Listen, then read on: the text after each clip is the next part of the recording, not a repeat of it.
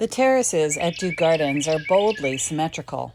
The pattern is evident, and people delight in understanding that pattern as they explore. Symmetry is appealing to people, perhaps because we too are generally physically symmetrical.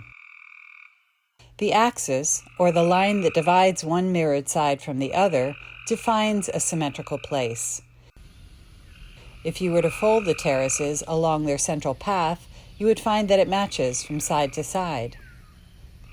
Because the pattern is evident, it also introduces a rhythm.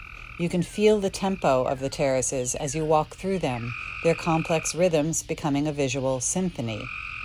You can use symmetry in your own garden as an encouragement for visitors to explore.